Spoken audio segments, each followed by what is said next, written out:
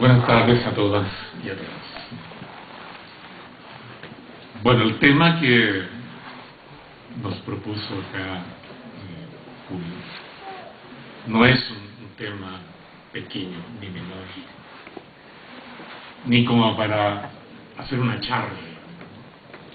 Es un tema profundo, es un tema serio, es un tema excepcional, absolutamente excepcional.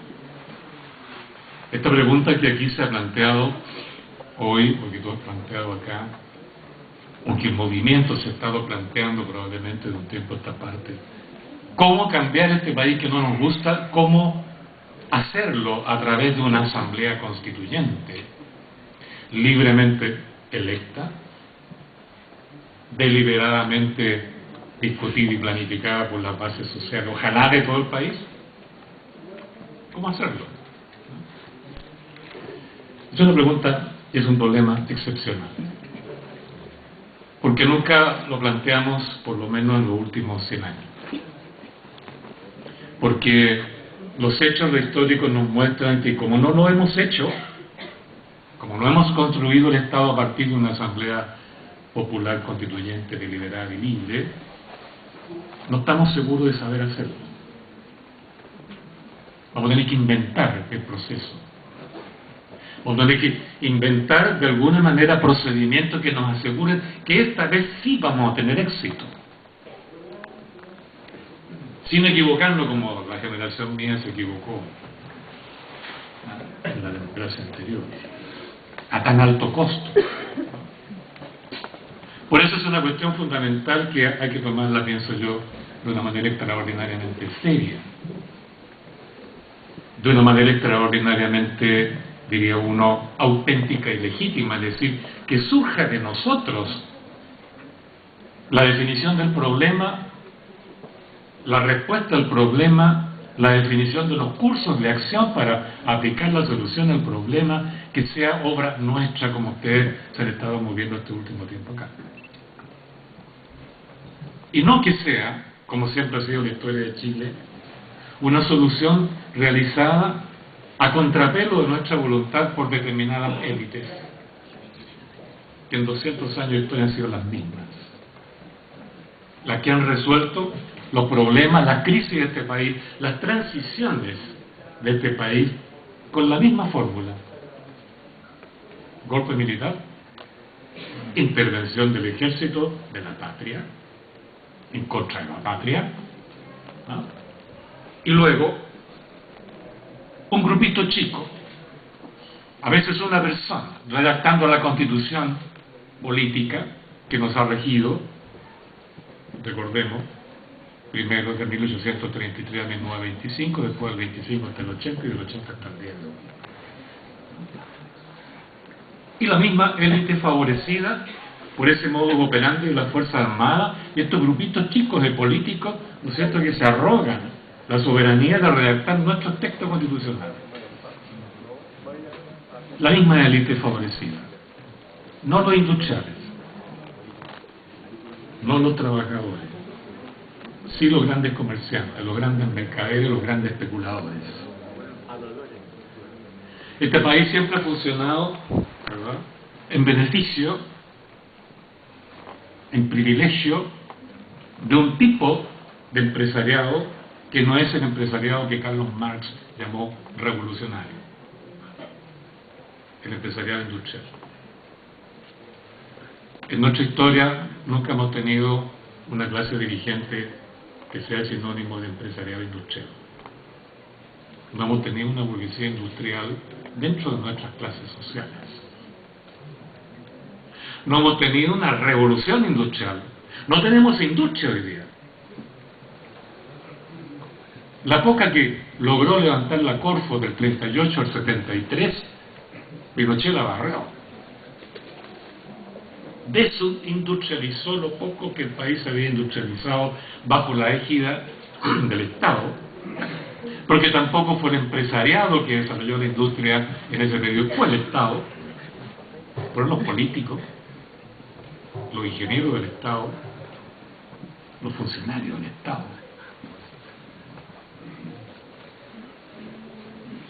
Fíjese que en 1910, hace ya un siglo atrás, teníamos más industria que hoy día.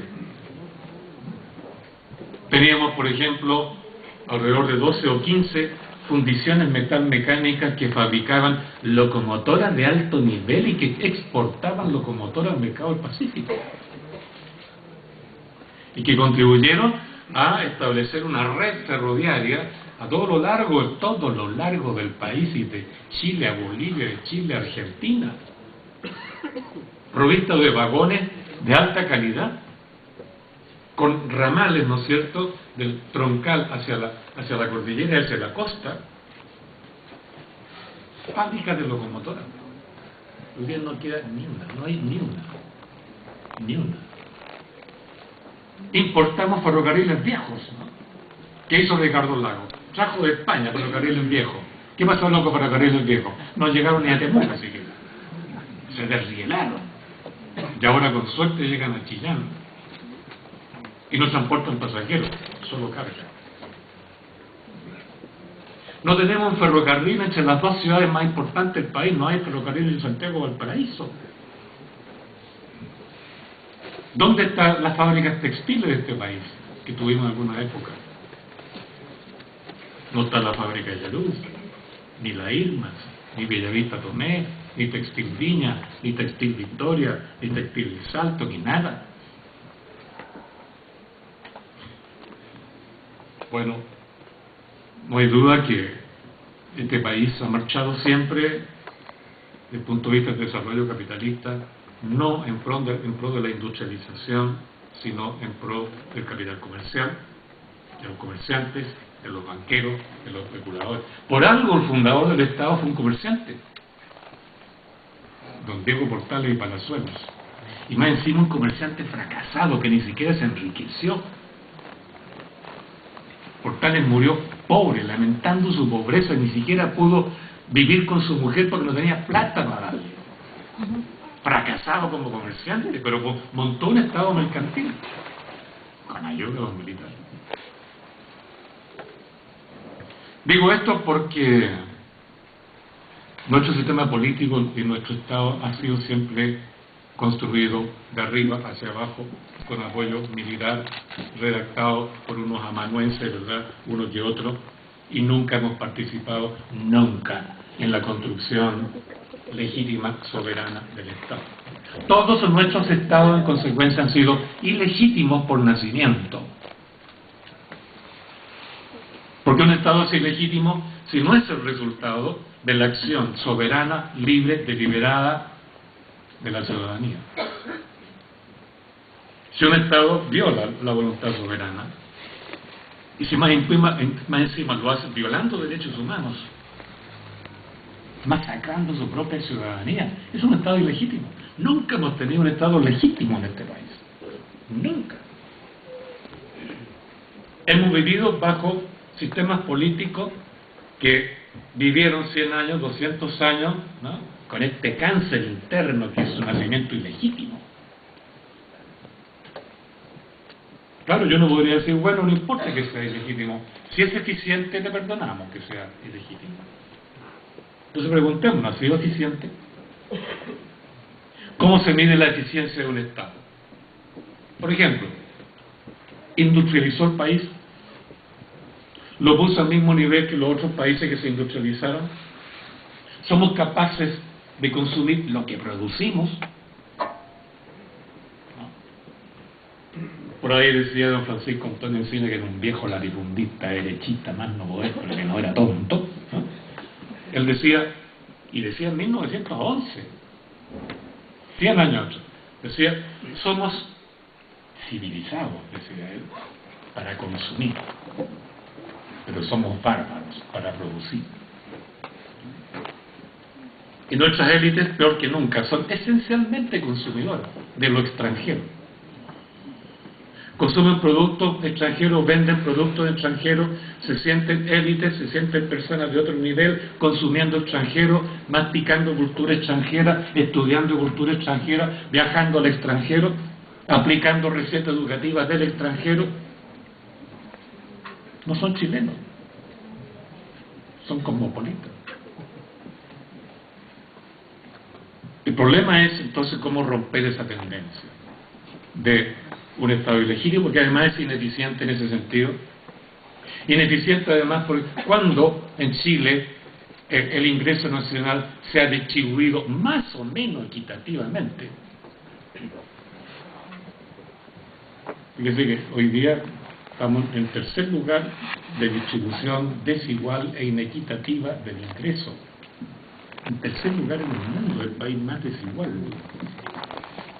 Y lo dice el Mercurio, lo digo yo. Yo le escribo el Mercurio, para el cuerpo B del Mercurio. El cuerpo B, economía en el mundo. Bueno, y dice eso. Y lo ha dicho varias veces. De hecho, un Estado que no ha industrializado país, que sigue exportando pura riqueza natural, sin valor agregado, llevándose el cobre, la pesca, ahora el agua, salitre. Estado desnudando el país, sin valor agregado. ¿Cómo hacer eficiente un Estado que no ha sido capaz de educar a los chilenos para resolver sus problemas históricos? Lo educa para aprender la ciencia europea, la cultura europea, la música europea, ¿no es cierto? La educación europea, la pedagogía europea, todo lo europeo. Y ahora, ¿no es cierto?, como gran cosa promete una cantidad enorme de becas para que los estudiantes universitarios vayan a estudiar ingeniería a otros países. ¿Para qué diablo queremos ingenieros si no hay industria? ¿Qué sentido tiene tener altos conocimientos de ingeniería si no hay industria? Eso es ineficiencia. Por último, uno diría, ya, el Estado es ilegítimo, es ineficiente, pero al menos me representa. Como decía el Mapu en la época de Allende, los Mapu, mi partido es una mierda, pero es mío.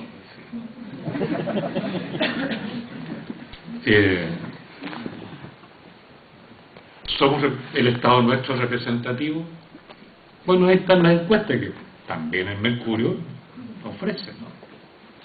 Porque están las encuestas del Instituto de Investigaciones Sociales de la Universidad de Diego Portales, que no vamos a decir que es de izquierda.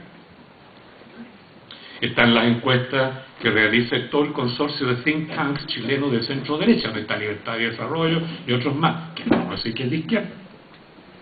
Están las encuestas que aplica el Mercurio Opina Sociedad Anónima, que es una empresa de encuestas, que no vamos a decir que es de izquierda. Y todas esas encuestas dicen lo mismo. Cuando hacen encuestas, no para medir, digamos, la simpatía que tienen por Gorbón o la Bachelet o cualquiera de estos políticos, sino encuestas que van a preguntarle a la ciudadanía, ¿qué grado de confiabilidad tiene usted? ¿Qué grado de confianza tiene usted? ¿O credibilidad tiene usted en estas instituciones del Estado? Y le preguntan, ¿qué grado de confianza tiene usted en la presidencia del gobierno? Promedio, los 5 últimos años de la encuesta que yo he leído de este tipo, 26, 27, 24%. El gobierno. ¿Qué grado de confianza tiene en el Congreso Nacional? Todas las encuestas coinciden, 16, 17, 18%. ¿Qué grado de confianza tiene en los tribunales de justicia? 11, 12%. ¿Qué grado de confianza tiene usted en los partidos políticos? 8, 9%. ¿Qué grado de confiabilidad y credibilidad tiene usted en los políticos? 4%, 3%, 5%. Un país que tiene entre un 80 y un 90% de no credibilidad en las instituciones del Estado y en los actores políticos del Estado, vive o no vive una feroz crisis de representatividad. Sin duda que sí. Fíjense que no hemos vivido una crisis de representatividad tan grave sino desde 1910, cuando nadie creía en la oligarquía. Cuando todos se pusieron sociócratas, y hablaremos de ese término, sociócratas o ácratas o anarquistas. Y cuando Luis Emilio Recabarren dijo cambiemos la Constitución, pero a partir de los trabajadores y del movimiento de los trabajadores, no de los políticos, que es lo mismo que dijo después Rosario Blesa, que tú citabas. Estamos viviendo una crisis de representatividad gravísima. Piense que en la época de Frei Montalva y de Allende Cossens, los políticos y los partidos tenían un grado de credibilidad al revés, del 80%, 90%, 70%, pero hoy día tienen menos de un 10%. ¿Es eso o no crisis de representatividad? Cuando un sistema político o un Estado tiene una crisis de legitimidad de nacimiento, y este la tiene, y muy fea. Cuando un Estado vive una crisis de eficiencia, y este la tiene, y la estamos percibiendo, y tiene más encima una crisis de representatividad, que estoy tratando de decírselo a través de la encuesta, es que ese Estado está enfermo de enfermedad terminal. Terminal. Un Estado que tiene esas tres enfermedades, eso es cáncer terminal. El problema es que, conversábamos recién en otro local, es que un sistema enfermo de muerte, por sí solo no muere. Los sistemas políticos, cuando responden a ciertos intereses, cuando se enferman mortalmente, no saben ni quieren morir. Y cuando eso ocurre, cuando tenemos un sistema enfermo con una triple enfermedad, que es el caso de ahora, entonces uno tiene que interpretar ese proceso de alguna manera, ponerle un diagnóstico, acuñar una palabra para reconocer cuál es la palabra que corresponde. Situación pre-revolucionaria. Hay que cambiar ese estado. Lo que se ha planteado aquí, que en una asamblea ciudadana como esta, y no es la única, se plantea derechamente cambiar el sistema a través de una asamblea constituyente, es porque estamos concibiendo que estamos en un periodo pre-revolucionario. Si cambiar un sistema no es revolución. La revolución no es solo esa imagen romántica, dramática, casi teatral, de que la revolución es un asalto popular al Palacio de Invierno, al Palacio de Gobierno, ¿no es cierto?, y degollar a los sabios. Esa es la imagen, ¿no? El pueblo, ¿verdad? No, un cambio revolucionario no se juega en un acto. No es la toma de la Bastilla, no es el toma del Palacio de Invierno, no es, ¿verdad?, meter a Allende en la moneda. La revolución es un proceso, y para que sea realmente revolucionaria tiene que ser un proceso ciudadano. Entonces, ¿qué hacemos con un Estado que está viviendo una crisis? Bueno, es una situación pre-revolucionaria. Entonces hay que saber leer el momento, el periodo histórico que estamos viviendo. Y yo creo que lo estamos leyendo, que lo estamos interpretando. Y no solo aquí. Yo le contaba aquí a los compañeros que el viernes pasado me invitaron el pueblo Lasquenche, los mapuches costinos, a un congreso nacional, tercer congreso nacional que celebraban. Carahue. Ahí fui. Y sentado escuché primero la intervención de su jefe máximo, un maestro ahí de Malibú, no me acuerdo exactamente el apellido, pero un tipo extraordinario, lúcido, elocuente, fluido, y que maneja todos los conceptos modernos, sociológicos, la mitad hablando en español para que entendiéramos los chilenos, la otra mitad en mapudungún para que entendieran los lasquenches. Y él planteó clarito: la situación de nuestro pueblo no tiene salida, la situación del pueblo chileno no tiene salida, sino a través de un cambio de todo el sistema, y eso implica convocar una asamblea constituyente. Yo nunca pensé que los mapuches estaban en esa, pero están. O sea, todos estamos leyendo nuestro tiempo histórico y lo estamos interpretando en esa línea.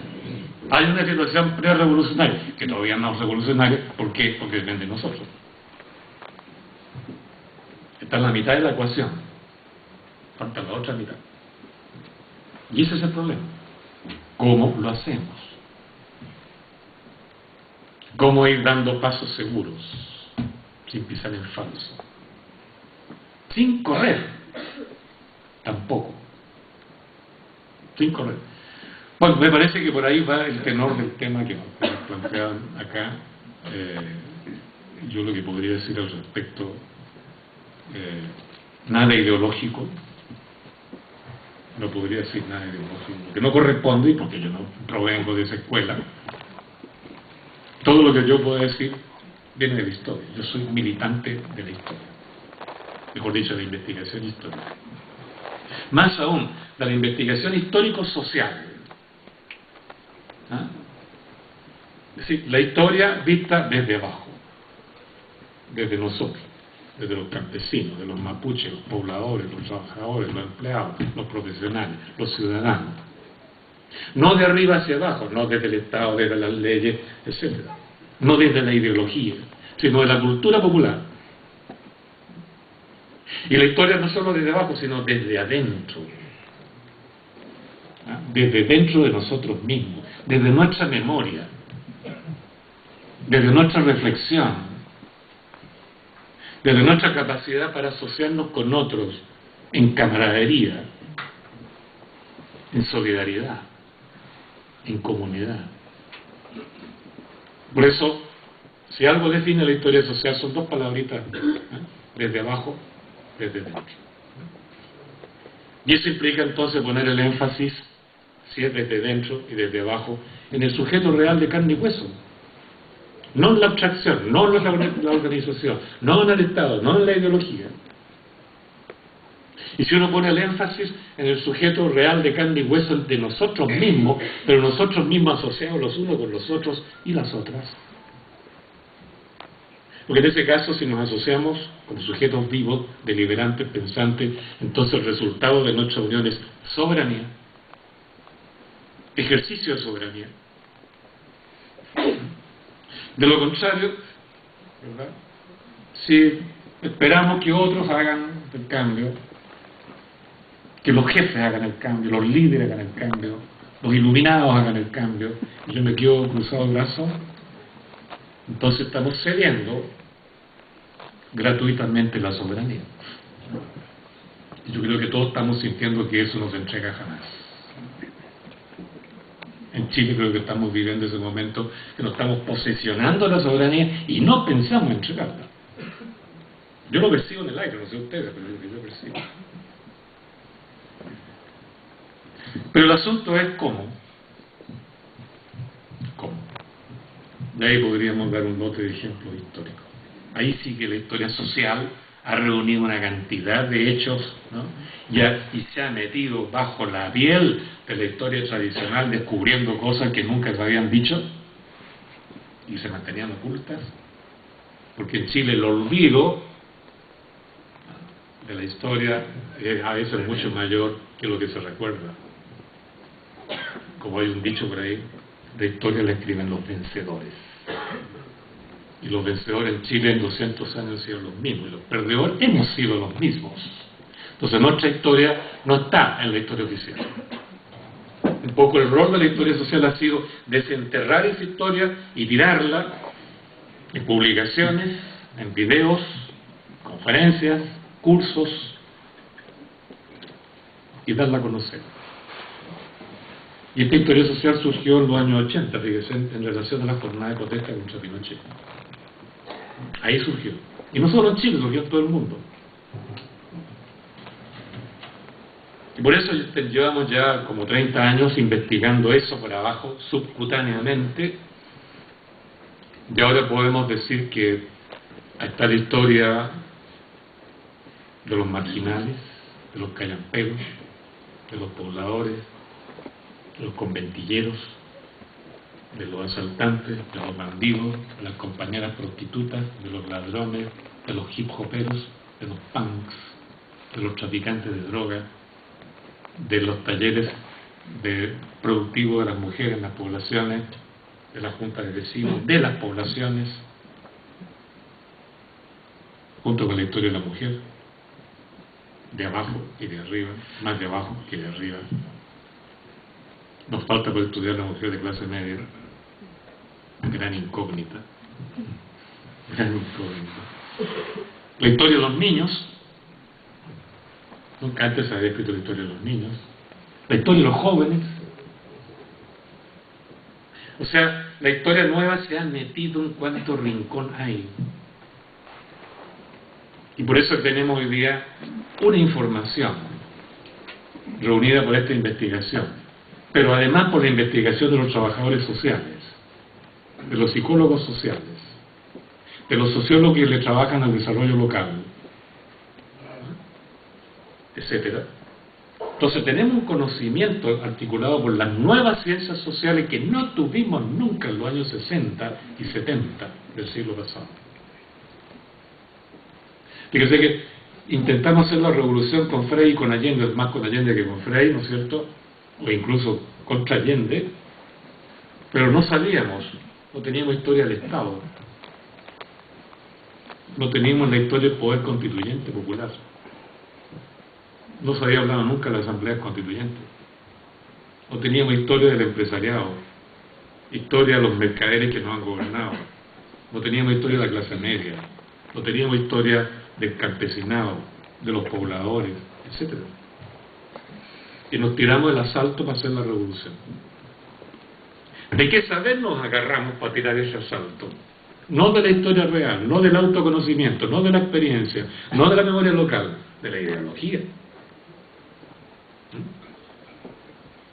Y queríamos hacer la revolución, ¿verdad?, con los bolsillos llenos del librito rojo de Mao, el manifiesto, los discursos de Kim Il-sung en Corea del Norte,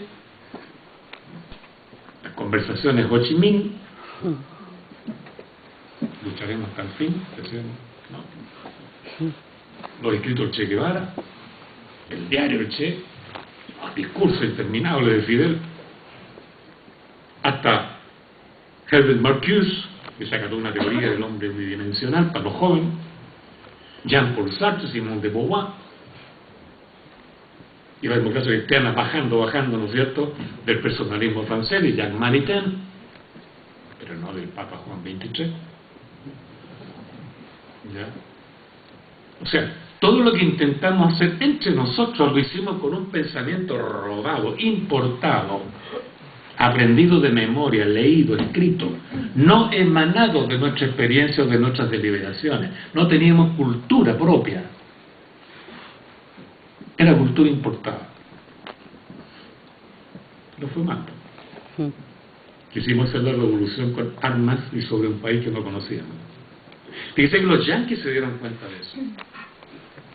Los yanquis.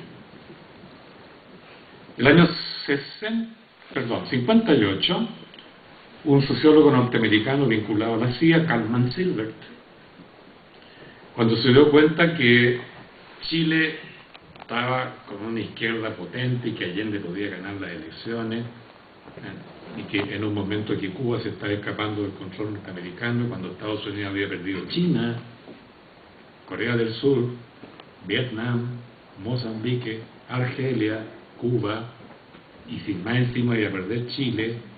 Entonces era como mucho, porque la Unión Soviética le estaba ganando, pues, partido de ajedrez por partido de ajedrez. Entonces decidieron estudiar Chile para saber si efectivamente aquí iba a haber una revolución o no. Y mandaron gringos para acá, no voy a contar esos detalles, para estudiar la literatura científica chilena sobre Chile. Y llegaron a la siguiente conclusión, Kalman Silbert: Chile es un país mal estudiado por los chilenos. No se conocen a sí mismos. La derecha ni siquiera conoce el librecambismo. ¿Ah? Esa fue la conclusión. Y a partir de entonces, y no por casualidad, hubo una avalancha, tal cual, centenares, miles de tesis doctorales norteamericanas sobre Chile. Y no tesis tontitas, ¿no? Tesis que van al callo, que van a la cuestión neurálgica, estratégica. Todo lo que no habíamos estudiado nosotros en Chile, lo hicieron ellos. Un agente de la CIA estaba más informado que un revolucionario en esos años. Yo hice una investigación especial porque tuve que ir al exilio, me puse a leer todas esas publicaciones extranjeras sobre Chile que yo no conocía, y estuve años leyendo porque era mucho. Y me di cuenta que no sabíamos nada de Chile. Es la verdad. Y por la misma razón es que la Universidad de Chicago mandó unos profesores a la Universidad Católica, Instituto de Economía, y le dijo, ¿por qué no firmamos un convenio? Y le enseñamos economía librecambista a ustedes. Y nos mandan estudiantes para acá y nos mandamos profesores para allá. De ahí vienen los Chicago Boys, que aprendieron por fin lo que era el librecambio. Porque la derecha chilena, alguna vez lo dije y lo pusieron con letra en el declive, es tonta. Es tonta.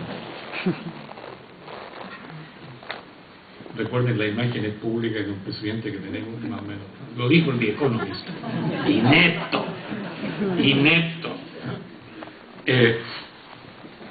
Porque, no solo porque una persona es medio económica, sino porque, fíjese, la derecha chilena no tiene definición teórico-política, históricamente. Porque, por un lado, era conservadora pechoña, pelucona. Por otro lado, liberal manchesteriana. Por otro lado, golpista. Por otro lado, corporativista, con algo de fascismo. Nacionalista y a la vez librecambista. Y durante toda la historia ha zigzagueado. Por eso los yanquis se dieron cuenta, la oligarquía chilena es tonta, hay que enseñarle la teoría del capitalismo. De ahí el convenio de Chicago, que se me dieron infiltradamente en la Católica. Bueno, pero a nosotros nos pasó lo mismo. Nos pasó lo mismo, importamos, y no sabíamos lo que ocurría. Bueno, frente a eso hoy día tenemos memoria del 69 para acá. ¿Por qué digo el 69? Porque fue cuando apareció en Chile el poder popular. Poder popular. Toma de sitio, campamento, toma de fábrica, comandos comunales, cordones industriales, asambleas del pueblo, etcétera, etcétera, independientemente de la unidad popular. A Allende no le gustó nada de eso. A los comunistas menos. Los socialistas, bueno, para allá, para acá. Ellos eran así. No quiero ser peyorativo, pero la historia es mucho más. Como decía Oscar Wilde, la realidad se permite lujos que a la literatura le está prohibida. Bueno, estamos en mejor posición por esa razón, porque tenemos una memoria de ¿cuánto? Del 68 para acá, del poder popular de esos años, de las 22 jornadas de protesta contra la dictadura entre el 83 y el 87. 22 jornadas de protesta. La gente salió a la calle a lo largo de todo Chile de una manera tal que Pinochet no pudo hacer nada. Porque si bien ganó la batalla de la tortura y desarticuló los partidos leninistas, no ganó la batalla contra el pueblo en las calles. Él lo dijo, lo reconoció, por ahí está la frase, ¿no? Que las protestas habían significado para él una derrota, él le puso psicológica, en rigor de la derrota política. Las 22 jornadas de protesta, fíjese usted, entre el 83 y el 87, le demostraron al mundo, porque eso salió en todas partes del mundo, que Chile era ingobernable bajo la dictadura, que no funcionaba la gobernabilidad. Y eso fue clave, fue una cuestión clave. ¿Por qué razón? Porque el capital financiero internacional, como ustedes saben, es el que podía salvar el experimento Pinochet, porque Pinochet destruyó la economía del país, desindustrializó el país. ¿Y quién salvaba esta economía? Salvo la inversión extranjera. Pero la inversión extranjera no llegó a Chile durante Pinochet. Porque ustedes saben, una de las reglas del capital financiero es invertir donde hay gobernabilidad, donde no hay riesgo. donde predomina un Estado de Derecho, donde las autoridades, ¿verdad?, son respetadas como autoridades. Y como le demostramos al mundo, Chile, no respetamos a Pinochet, Chile está en estado de ingobernabilidad, no invirtieron. Por eso Pinochet se encontró con la situación que la jornada de protesta continuaba, incluso hubo un atentado contra su persona, que debe haber sido por la Virgen que lo salvó, según él.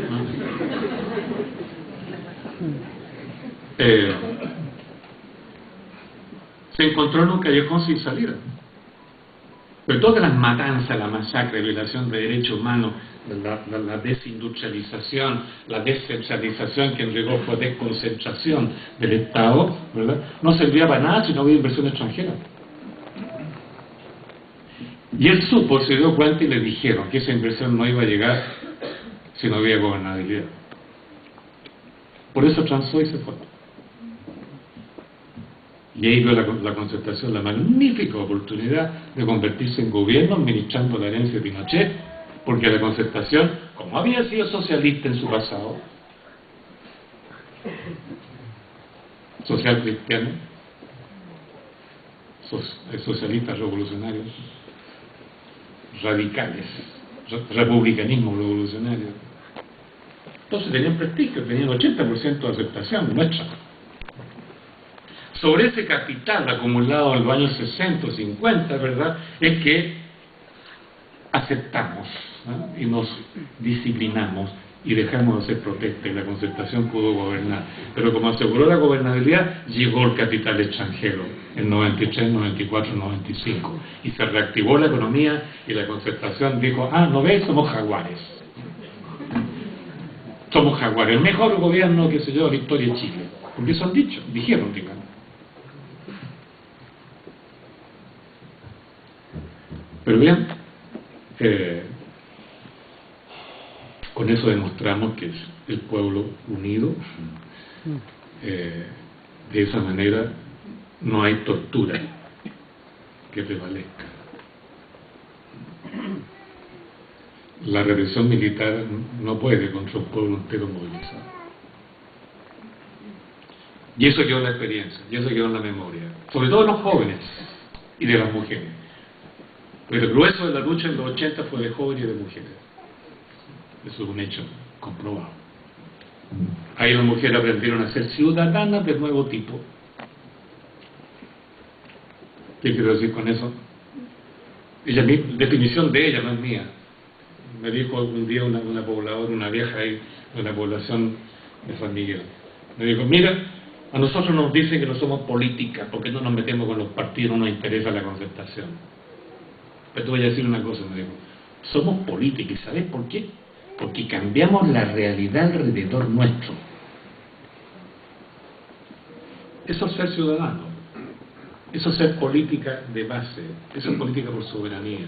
Cambiar la realidad por uno mismo alrededor nuestro, en lo local, en lo nuestro, en lo propio, en el territorio, en la región, en la comuna. Y eso lo aprendieron las mujeres. Con las ollas comunes, los comprando juntos, los talleres productivos, etc. Y los jóvenes luchando, cantando. Los prisioneros, el nuevo rock, la fuerza de los 80. La ACU, la Asociación Cultural Universitaria, salieron a la calle con una cultura contestataria, pero en clave, como decían ellos, la metáfora como arma, porque la metáfora permitía que nos entendiéramos nosotros y los pacos no entendieran nada. Esa era la idea. Y eso está en la memoria.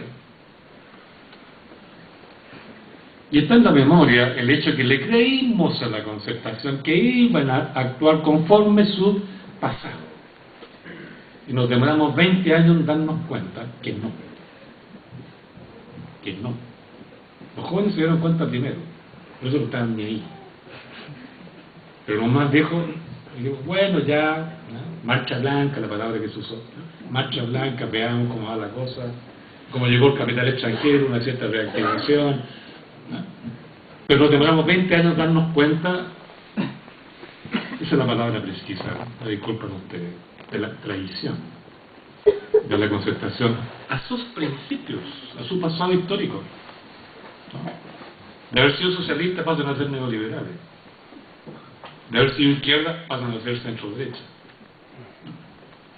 Y eso es lo que principalmente le dolió a los jóvenes, que se hayan sacado la mugre en los 80, porque el grueso de los muertos, los asesinados, son jóvenes, fueron jóvenes.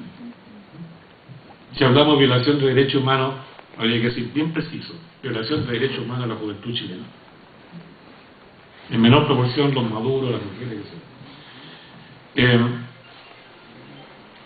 Y está la memoria de todo eso. Y está la memoria más importante aún, de que en vista que comenzamos poco a poco no están ni ahí con este sistema pseudo-democrático, pero ultraliberal, ¿no?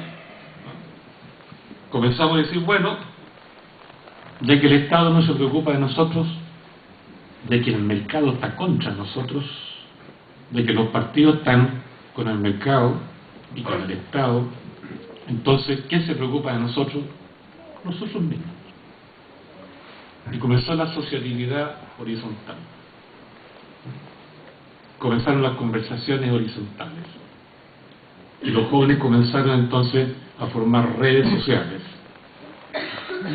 culturales, pero a la vez de protesta y de nuevo pensamiento político.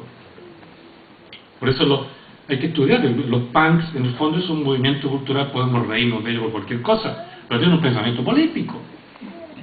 Y funcionan horizontalmente en democracia. Y los raperos lo mismo. Entonces los jóvenes comenzaron a salir una cultura entre contestataria, neodemocrática, participativa, soberana, alegre, crítica. Como todos sabemos, la cultura es como el vino para cantar las verdades. La cultura es un ingrediente sinérgico, energético, porque fortalece, como que contribuye a establecer una red sanguínea comunitaria, social, colectiva, aunque no tengamos una organización. Ojo con eso, porque la organización es estatutaria, es reglamentaria, es jerárquica, es nominativa, es funcionalista, tiene roles definidos. En cambio, la red social está unida con la cultura. Y la cultura, le aseguro, es más potente porque asegura por dentro. No asegura por prestigio, por poder externo el que da la organización, o por jerarquía. Es una convicción interna, es un, como dice la barra de la Universidad de Chile, es un sentimiento. Perdón que diga la Chile. Yo estudio en la Chile. Estudié en la Chile y trabajo en la Chile. Bueno, es un sentimiento. Porque la cultura no es instrucción, no es repetir como papagayo, como dije hace un rato, la cultura europea. La cultura es la vida de uno que se manifiesta creativamente como poder. Y eso los cabros lo han entendido muy bien. Entonces hoy día, por poner un ejemplo, nosotros en los años 60 teníamos 3 o 4 grupos musicales de alto nivel, verdaderos artistas que uno iba a escucharlos sentado, embobado, los ojos abiertos, aplaudiendo como locos, ídolos. El Inti Illimani, que es el Illán, tan viejísimo, pero todavía están funcionando. Pero hoy día, si uno va a las poblaciones, claro, todo el mundo respeta al Inti Illimani y a todos esos grupos, y a la Violeta Parra, qué sé yo, la Víctor Jara. Pero en una población hoy día hay, ¿no es cierto?, 20, 30 grupos musicales de cabros que nunca han estudiado música, pero se enseñan los unos a los otros, los mayores a los cabros chicos. Y según el Mercurio, que estoy citando hace rato, dice el Mercurio que, ¿cuándo fue? El del año 2009, creo que fue. Dice que en el rubro comercial, el ítem que más ha aumentado su venta en 500% de un año para otro, el ítem instrumento musical. ¿Quién compra esos instrumentos? Nadie compra instrumentos para la Orquesta Sinfónica de Chile, pero sí son los cabros que compran. Entonces hay una efervescencia cultural que se expresa en todas las variantes musicales posibles con la fusión domina ahí, ¿no? El sincretismo. Uno podrá decir, bueno, esto viene de Estados Unidos, viene de África, está lo mismo, pero están expresando su realidad. La revolución aquí se ve en las letras, o como ellos dicen, la lírica. La lírica. El problema es que cuando cantan los raperos uno no entiende nada, ¿no es cierto? Pero si lees sus letras, es otro lenguaje. Es un lenguaje crítico, analítico, revolucionario, expresivo, poético, todo junto. No es el lenguaje alambicado de la sociología de los años 60. Y eso es cultura. Entonces, por eso que ahí abajo, memoria, repito, del poder popular, memoria, la pelea contra Pinochet, memoria del desencanto con la concertación, memoria del terrorismo de mercado, memoria de esta explosión cultural, autónoma, local, marginal, poblacional. Tenemos una memoria recargada. Y si más encima aparecen historiadores recalcitrantes como nosotros, que investigamos la historia desde abajo, desde dentro. Entonces tenemos un acumulado aquí cultural que no tuvimos en 69. Y eso además un acumulado cultural por dentro, no están los libritos que llevamos en los bolsillos. Y si tenemos un acumulado de ese tipo, tenemos la base fundamental del poder. Porque el poder no es el poder abstracto que se supone que está en un lugar que basta organizarse, ir para allá a tomarse el poder y traerlo para acá y quitárselo a los otros. Una especie de juego de la pelota. No. Hoy día el poder, se sabe, se define de otra manera. Como dice Hannah Arendt, una gran filósofa judía que fue expulsada por los nazis, ella plantea lo siguiente: el poder no está en ninguna parte, está donde estamos nosotros asociados, dice ella. Cuando nos juntamos, emerge la posibilidad del poder. Si nos separamos, desaparece la posibilidad del poder. Donde quiera que estemos juntos, hay poder. Potencial como quiera, pero está el inicio del poder. Yo creo que usted ha sentido en este periodo esa sensación.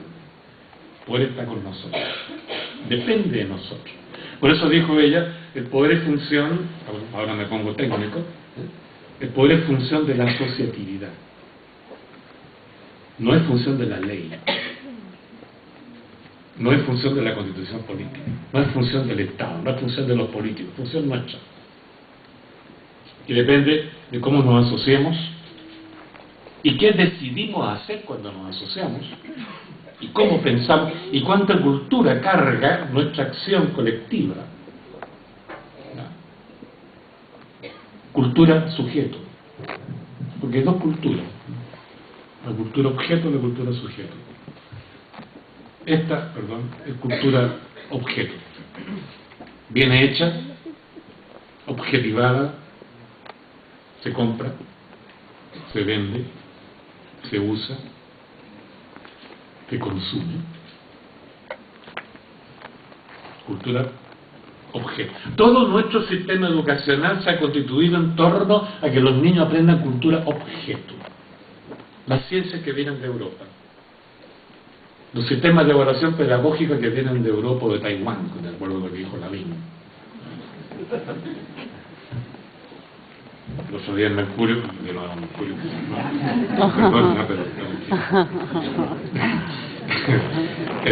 ya que no hay otro periódico que diga, bueno, en esta materia, en economía, dijo el otro día, el 44% de los bienes de consumo que consumen los chilenos viene de China.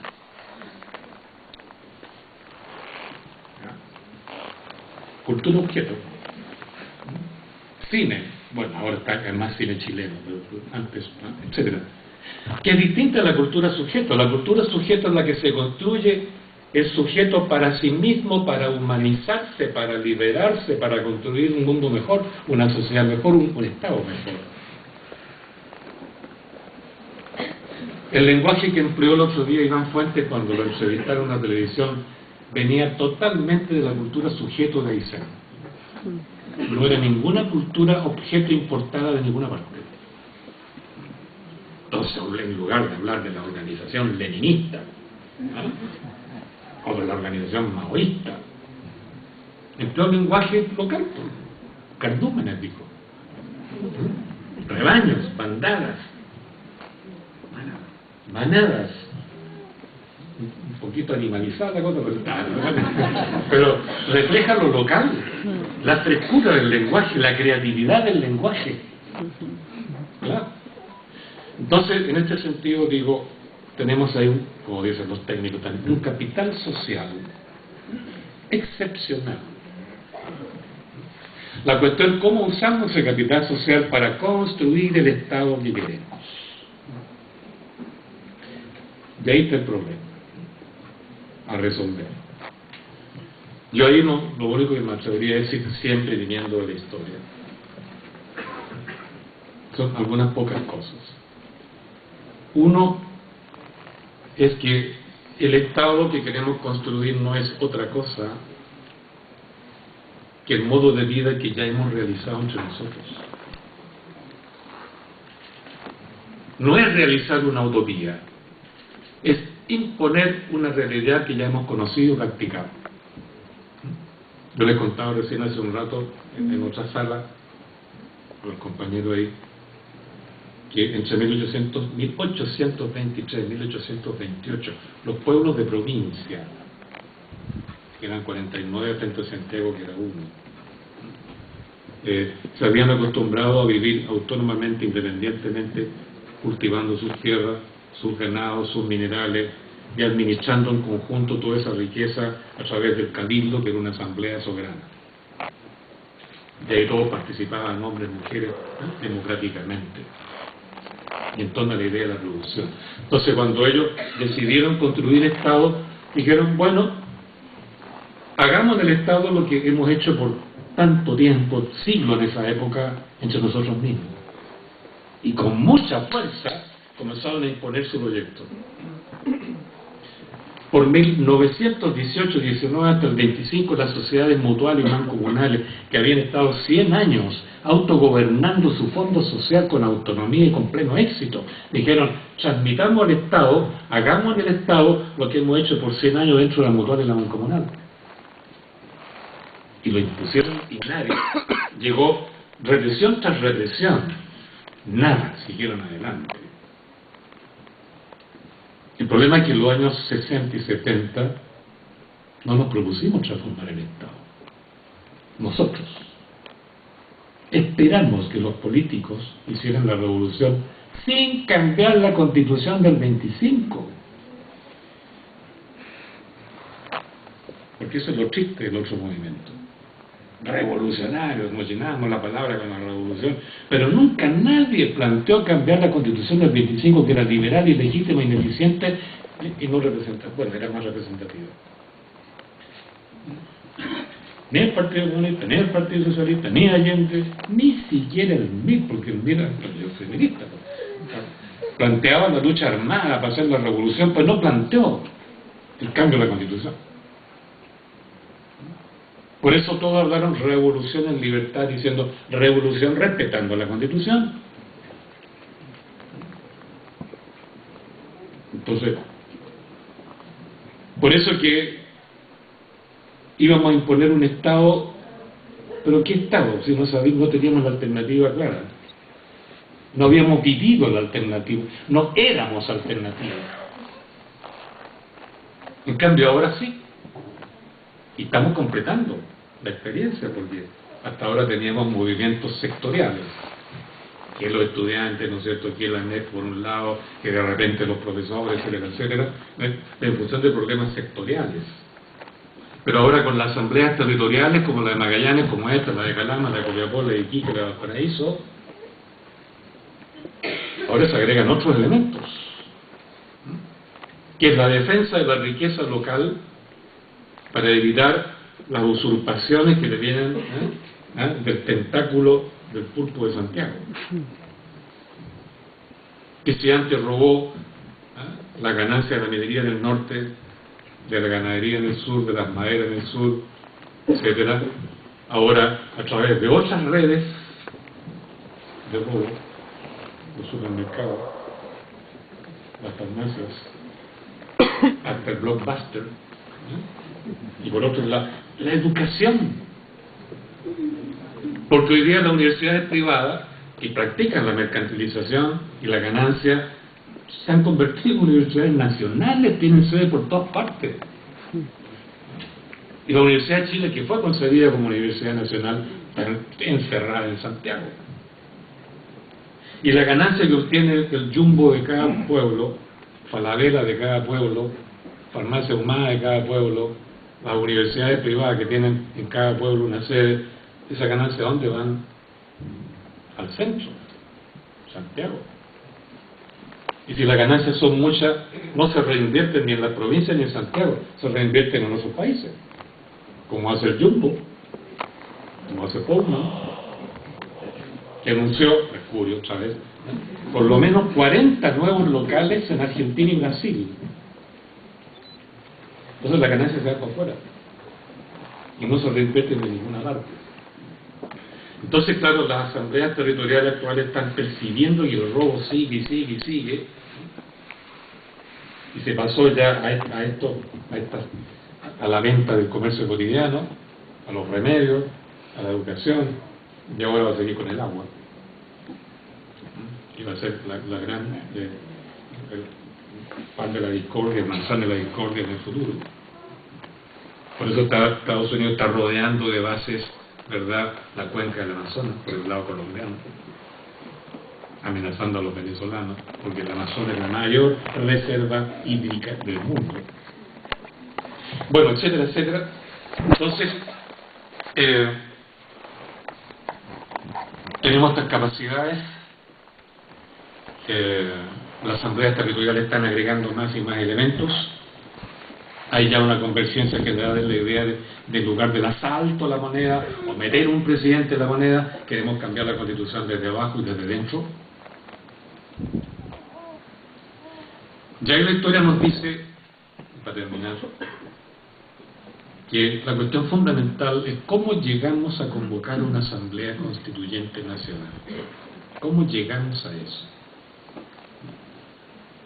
Y lo que puedo decir al respecto es que todos los ensayos que se hicieron frustrados, desgraciadamente, en el pasado, todos plantearon lo siguiente: es indispensable que la ciudadanía en todas partes, región por región, comunidad por comunidad, delibere. Todo un largo proceso de deliberación, de reflexión, como convocó la ANEF hoy día. Porque sin deliberación, uno, no vamos a conocer nuestra realidad tal como es; dos, no vamos a establecer un mandato ciudadano; tres, no vamos a saber qué hacer frente a los problemas; y sin deliberación no hay comunidad, y sin comunidad no hay poder soberano. ¿Ya? La cuestión es cómo organizamos. Bueno, están brotando espontáneamente las asambleas locales por todas partes, pero ahora ¿cómo las coordinamos? ¿Qué dice la historia ahí? Que las asambleas ciudadanas siempre son locales, tienen que ser locales, comunales, barriales, poblacionales, regionales, provinciales. Entonces el problema es cómo hacer converger todo eso en un movimiento conjunto, en una coordinadora central. ¿Cómo se hace eso? Entonces, ¿qué es lo que pasa? Que las asambleas regionales o comunales están encerradas en su espacio. ¿Cómo se coordina a nivel nacional? De ahí están los actores sociales de presencia nacional. ¿Cuál? Profesores. Están por todo Chile, tienen sedes por todo Chile. Estudiantes, ahora, antes no, estaba solo Santiago, tienen sedes por todo Chile. La ANEF tiene sedes por todo Chile. Trabajadores de la salud tienen sedes por todo Chile. Por eso es indispensable la alianza entre los actores sociales, funcionales, corporativos, gremiales y la asamblea territorial. El año 18, 1918 o 1925, bueno, no importa mucho, no voy a entrar en detalle, se planteó cambiar la constitución. ¿Quiénes se reunieron para cambiar la Constitución? Los menciono. La FOCH, Federación de Obreros de Chile, trabajadores. Estaban metidos algunos empleados de ellos. La Federación de Clases Medias, donde estaban los empleados. La SOFOFA. Los industriales en esa época eran rebeldes y revolucionarios, ¿no? El Club Militar, la Oficialidad Joven del Ejército. Los profesores, que en su mayoría eran mujeres. Los ingenieros del Estado. Los ligas de conventilleros. Todos estos actores se fueron, más otros, ¿no? Fueron como 40. Se reunieron, formaron una multigremial, y los actores que tenían presencia nacional, sobre todo las FOCH y los profesores, prestaron sus sedes para que localmente la ciudadanía territorialmente deliberara. Entonces, estos actores nacionales permiten la unión de las asambleas territoriales si se asocian, porque prestan sus sedes. Entonces ahí es cuestión de organizar un proceso convergente que llegue a una coordinadora que plantee finalmente el proyecto constitucional. Pero es indispensable plantearse ya cómo queremos el nuevo Estado. Ya. Para eso es indispensable que tengamos ya una experiencia local de poder. Vuelvo a repetir, el poder no es una abstracción. El poder es un ejercicio de varias capacidades. Manejo de la producción, de que ustedes lo tienen. Manejo del comercio local, de que ustedes lo tienen. Manejo de la autoeducación, más o menos. Más o menos. Manejo de transporte, etcétera. El poder consiste en el manejo de varias dimensiones, productivas, financieras, mercantiles, culturales, transporte, etcétera. El poder no es una abstracción. Entonces, a la medida que se tiene experiencia de manejar todas esas cosas, tenemos experiencia de poder. Y podemos imaginar cómo puede ser un Estado que reproduzca lo que nosotros hemos practicado localmente. Entonces, pero para eso es indispensable la unión de... El ciudadano está en desacuerdo.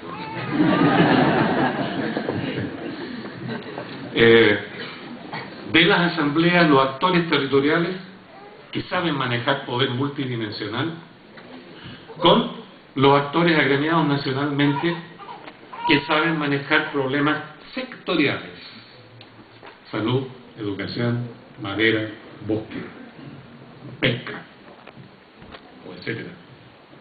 Porque la unión de ambos permite entonces que la deliberación por la base pueda converger hacia un punto central sin ser traicionada por nadie. Entonces, por eso es que es muy interesante lo que está ocurriendo ahora, porque el año pasado los estudiantes pelearon solos, la Confech. Incluso dejaron a los secundarios medio votados. El Frentón medio votado. Y los profesores hacían como que apoyaban. En rigor, el colegio de profesores hacía como que apoyaba y desfilaba solo el señor Guaján. ¿Ya? Y la CUT también dijo, vamos a apoyar, y solo desfiló el señor Martínez. Pasó con su manito ahí tomando el típico lienzo, ¿no? Al lado, la Camila Vallejo, por supuesto, que eso era indispensable, ¿no? Lo importante, repito, es que se produzca aquí una articulación de actores. ¿Qué es lo que está haciendo ahora la Confech?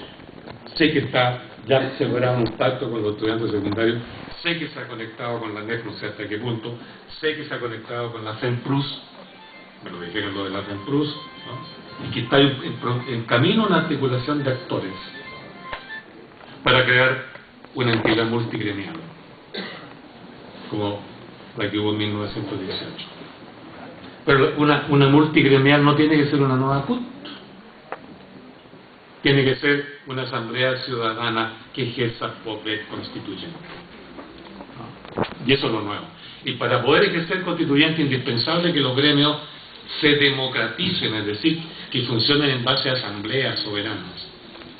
Y no se conviertan en cúpulas que se apegnan a lo largo de la historia y que un señor ahí como Martínez, ¿no? ya dueños de la próxima lección, como me lo dijo Cristian Cuevas, entre otros. Entonces yo creo que, para terminar, que estamos en un periodo histórico de excepción, absolutamente de excepción en la historia de Chile. En un periodo histórico que estamos en posibilidad de ejercer por primera vez el poder constituyente desde los años 1820 y tantos, después de 100 años, de nuevo poder ejercer el poder constituyente, que tenemos una cultura acumulada, propia, cultura sujeto, no cultura objeto, que nos potencia para soñar con eso, no soñar, sino que hacerlo. Que tenemos actores sociales que han ido tomando conciencia este año para articularse entre sí y para hablar derechamente de un proceso constituyente como aquí se dijo hoy día. Yo creo que estamos en un periodo, repito, histórico de excepción. Y cuando uno está leyendo la historia, y no la coyuntura política, pero en los años 60 quisimos hacer la revolución, aquí bueno, soy más viejo de todo, decíamos, ¿qué análisis hacíamos? SIPONA, Situación Política Nacional. ¿Cómo empezar este análisis? La derecha, la izquierda, el centro, los partidos, las elecciones y al final movimiento de masa, no de movimiento social, movimiento de masa. Todo lo hicimos en función de ese tipo de análisis. Hoy día no podemos hacer ese tipo de análisis, no sacamos nada con empezar. ¿Qué piensa la derecha respecto a la próxima elección municipal? O la izquierda, si no hay izquierda, o el centro, que el centro está más corriendo hacia la derecha que nunca. No tiene sentido. No es análisis de la situación política convencional, es análisis del proceso histórico que estamos viviendo, que es un proceso profundo, que es donde nosotros ejercemos la política por soberanía. Y yo creo que estamos en ese periodo y por eso que me felicito de poder estar con ustedes acá, que están viviendo ese proceso en vivo, en realidad, no en teoría. Y claro, no puede menos uno que fortalecerse luego de convivir con ustedes una experiencia como esta. Eso es lo que yo podría decir. Muchas gracias.